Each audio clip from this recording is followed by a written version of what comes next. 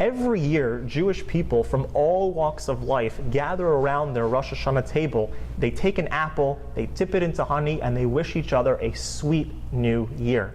The question is, why do Jews use an apple? Why not an orange? Why not a banana? Why the apple? So the prophet Zechariah says that the Jews are the apple of God's eye. So one of the reasons that we dip the apple in honey is to symbolize that the Jewish people, the apple, are the apple of God's eye, that we have this unique, special place and relationship with God. Now, why the apple of God's eye? Why not the banana of God's eye? Why not the orange of God's eye or the watermelon of God's eye? Why specifically the apple? Why are Jews compared to an apple?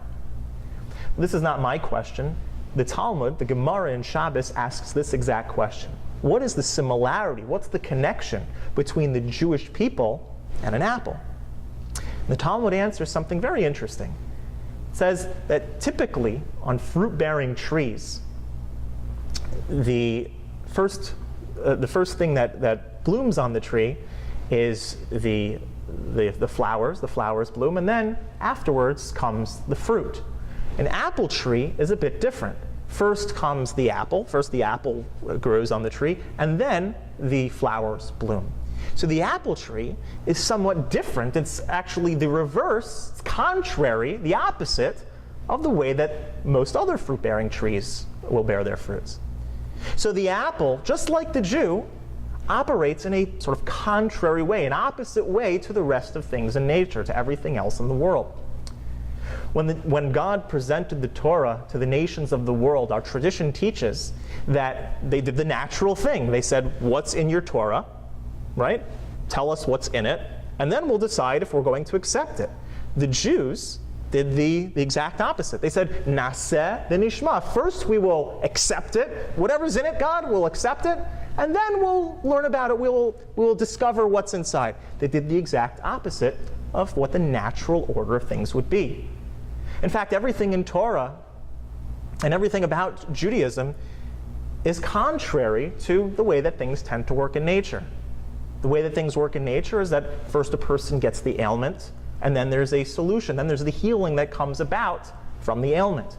The Torah tells us that every person who has an ailment or a challenge in life, God first grants the healing. God first grants the solution before the challenge. Also, the way of the world, if a person wants to make money, a person wants to amass wealth, what is it that a person has to do? You save. You keep it all for yourself. You put it away in the bank, you let it sit there, and that is the way that you make money, right? What does the Torah tell us to do? You give. You give money. You give tzedakah, you give charity, and the more charity that a person gives, the more they'll get back. The Torah teaches us that a Jew, or the nature of Jews, is different than the natural order of things. We are contrary. We are the opposite. The pulse of the Jewish people is the opposite way that the rest of the world functions. It's supernatural. It's not according to the nature of things. A Jew who is connected with Torah, which every person is, we function contrary to the laws of logic and the laws of nature.